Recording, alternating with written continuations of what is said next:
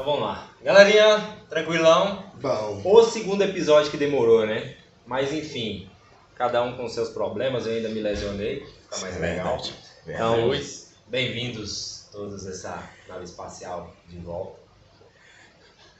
E aí, a pergunta-chave, todo mundo interessado em debater, e eu queria perguntar para vocês sobre formação e currículo.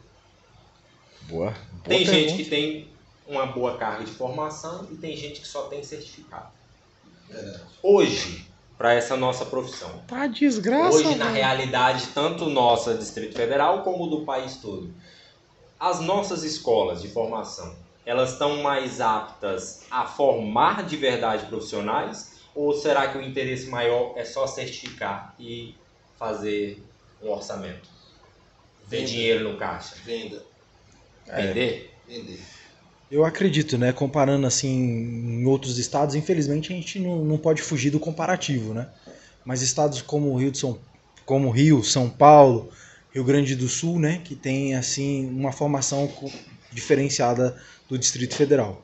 E consequentemente essa formação, acredito que até pelos anos no qual a profissão chegou aqui no DF, tem-se muito a ver, né? Então eu acredito que realmente a visão de financeira aqui no Distrito Federal tem um peso significativo. Você falou até a questão do Rio Grande do Sul. Rio Grande do Sul, além de ser um bom celeiro de escolas de formação, tem a questão também da parceria Aí, infelizmente, a gente vai ter que entrar um pouquinho nesse embate, espero que a gente não foque muito, porque a gente torce para essa cultura mudar. A questão do bombeiro militar, né, que é quem hoje homologa na maioria dos estados certificados. Lá no Rio Grande do Sul existe essa parceria, bombeiro civil, o bombeiro voluntário e as guarnições militares. A gente tem vários exemplos, São Paulo, o Wesley tem a questão da referência da escola que ele recebeu formação hoje por conta do outro vínculo que ele tem, que é uma escola paulista. Eu também tenho essas referências bastante concretas na minha formação. E a gente vê essa discrepância, tanto de conteúdo que é passado e como no interesse da escola, do que ela está vendendo para o aluno. Infelizmente, Anderson, a gente vê que essa situação não é só em Brasília, né? Tem outros estados que são referências por conta dessa parceria, né? Entre bombeiro militar, entre bombeiro civil e o próprio bombeiro voluntário.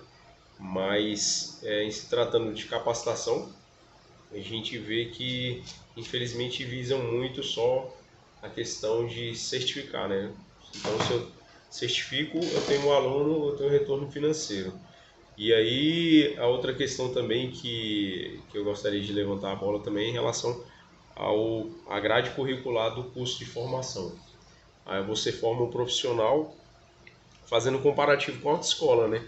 A gente tirou a carteira ali de motorista, você não aprende... Você sai inexperiente. Dirigir, você não aprende a dirigir na autoescola. Você está habilitado, né? E o conhecimento que é passado é muito pouco, né? As informações, se a gente não tiver interesse, não tiver pessoas que nos orientem também para poder buscar qualificação, especialização, infelizmente a gente vai sair muito aquém daquilo que se cobra nas instituições para poder a gente ter um currículo minimamente aceitável, né? Aceitável. Então, assim, exigem o básico do básico, né? Na questão da formação, a grade curricular, como eu falei, ela é muito inferior àquilo que a gente exerce no dia a dia, né? Se a gente for abranger as nossas atividades, as nossas rotinas diárias e for comparar com o curso que a gente tem de formação, a gente vai ver que fica muito aquém, não é suficiente, não é suficiente. E aí, por que eu trouxe essa questão para a gente conversar hoje? Esses dias eu estava em casa, enfim, eu estou fazendo um curso e aí eu estava acompanhando algumas outras coisas de algumas pessoas muito bacanas, inclusive deixar algumas depois marcadas aqui, porque tem conteúdo bacana, então é legal a gente dividir. Interessante compartilhar, né? É compartilhar conhecimento. Sim. Por que eu me peguei a pensar o seguinte? A gente vê exemplo daqui que a gente sabe que a gente, pelas experiências, conhecimentos que a gente tem dos instrutores e das escolas, a gente vê. O socorrista, O socorrista é um profissional apto a atender uma emergência. E aí dentro dessas emergências vem várias, né? Emergência psicológica, psiquiátrica, emergência cardíaca, TCE, uma gama de coisas. E aí eu parei para analisar que o socorrista sai da escola habilitado, igual o Wesley falou, com certificado em mãos, por exemplo, para atuar na parada cardiorrespiratória. Mas dentro dessa escola que certificou ele, existe o equipamento do desfibrilador, porém ele não tem contato. Por quê? A escola tem um interesse enorme em vender um curso separado. E se a gente pegar lá na cadeia de sobrevivência, um dos primeiros elos da cadeia de sobrevivência do suporte básico de vida é o desfibrilador. Sim. E aí, por que a gente fica refém dessa escola, né, desses profissionais que vendem os cursos? Fica muito bem colocado. Porque acaba que traz uma visão de negligência das próprias pessoas que estão ali encabeçando esse tipo de movimento.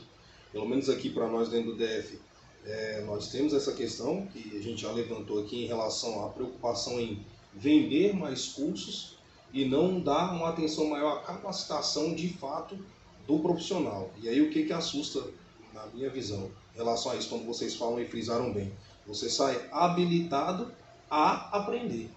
Porque você não sai com um conhecimento, digamos assim, didático que você possa usar na prática, literalmente, assim como acontece no carro, como vocês colocaram, e muita coisa você vai aprender só na situação. Só que uma coisa é a gente falar de carro, que na situação eventual você consegue se desvencilhar ou não, outra coisa é você mexer com vidas. E parece que essa preocupação, no momento em que vai fazer a capacitação do profissional socorrista, não permeia tanto, não vem tanto à tona. Não, tudo bem, a gente tem um curso, você está habilitado, provavelmente você vai agir dentro de uma área controlada, por assim dizer, como a gente age na maior parte das vezes dentro de uma estrutura, coisas de menor, digamos assim, importância em relação à relevância do que você vai fazer específico, porém, fora dali você está por sua conta. Né? Dentro daquilo que a empresa, digamos assim, traz para você um respaldo, quando você sai da empresa fora daquele respaldo, você continua sendo socorrista. E você provavelmente vai acreditar que você está apto a intervir em certas situações. Entendeu? E ali você não tem respaldo de nada e nem de ninguém que vai te limitar até onde pode a situação. Você vai dentro daquilo que você acredita que foi capacitado. E aí eu vou dizer, não é uma crítica, senhores profissionais instrutores que estejam aqui nos assistindo, os donos de escola, não é uma crítica ao profissional, não é uma crítica à escola. Mas enfim, tem muitos lugares que vem aquele negócio amarradinho, que o Wesley falou, da grade curricular.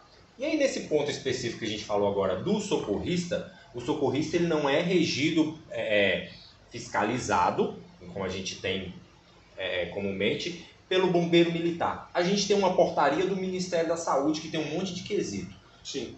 Aí vem nessa questão que você falou de negligenciar a instrução. E eu venho com outra pergunta. Será que mesmo com tudo isso, nós profissionais aqui, a gente tem fácil muito mais de 10 anos todo mundo aqui na área atuando. Se não conhece. Eu venho com uma pergunta. Será que esses profissionais que foram inseridos no mercado, será que eles não estão sendo contaminados por profissionais que estão em postos de serviço, que ele é amarrado para não fazer nada, eles são um cabide de emprego para cumprir legislação?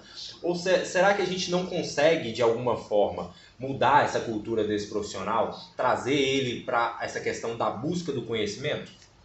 Eu vou levantar uma pergunta aqui retórica, mas gostaria que vocês pontuassem. A norma técnica, ela limita a nossa atuação profissional, né? Bastante. Até para diferenciar a atribuição, a participação do bombeiro civil, isso aí tranquilo. Mas, por exemplo, na norma técnica, ela não esclarece, não especifica que você, por exemplo, tem que atuar dar um exemplo, né, que a gente vê, que você tem que atuar em um resgate de elevador, por exemplo, de uma vítima enclausurada em cabine de elevador. Ela cita essa atribuição? A norma ela não traz, né, especificada, digamos assim, que eu preciso ter aquele treinamento, tem escrito alguma coisa, mas na grade curricular, lá em um dos anexos, vem dizendo que é parte do curso de formação. No curso de formação, você teve alguma instrução sobre procedimento de desligamento de cabine, acesso à cabine, botão de emergência? Fernandes, Alan, Anderson, alguma informação desse tipo? Eu vou dizer, eu particularmente eu tive.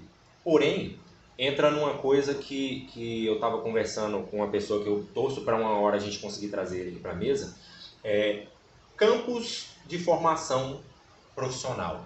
Eles pecam muito. Hoje tem a norma que nos rege, tanto para a formação, com os níveis, e falando especificamente qual o nível de campo e o que deve ter, ela mudou.